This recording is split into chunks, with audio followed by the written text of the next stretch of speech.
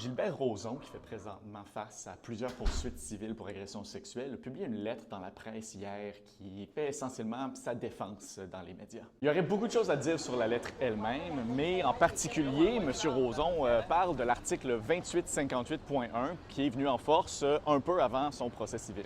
Selon lui, l'article lui empêche d'avoir une défense pleine. L'article 2858.1 fait partie du livre sur la preuve du Code civil. Ça limite la capacité du tribunal de prendre en compte 6 facteurs liés à une agression sexuelle.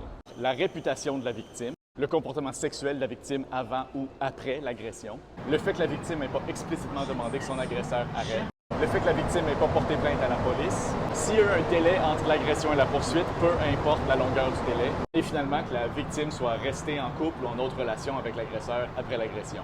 Ça, c'est toutes des choses qui sont, selon la loi, présumées non pertinentes. Alors, on ne peut pas les amener comme élément de preuve au tribunal avant d'avoir d'abord établi la pertinence de cet élément de preuve-là. Pour en établir la pertinence, il faut en premier convaincre un juge à huis clos que les éléments de preuve proposés en lien avec ces choses-là sont pertinentes. Ça, c'est des éléments de preuve qui devraient normalement pas être pertinents parce qu'une agression sexuelle, c'est juste une question de savoir si la victime a consenti ou pas au contact sexuel au moment des contacts sexuels, peu importe ce qui est arrivé avant ou après. Et l'article de loi en question, 2858.1, a été adopté dans le cadre de réformes du gouvernement sur les lois à propos des poursuites civiles en agression sexuelle parce qu'il restait malheureusement des stéréotypes et des préjugés qui faisaient mal à la capacité des victimes de prouver leur agression.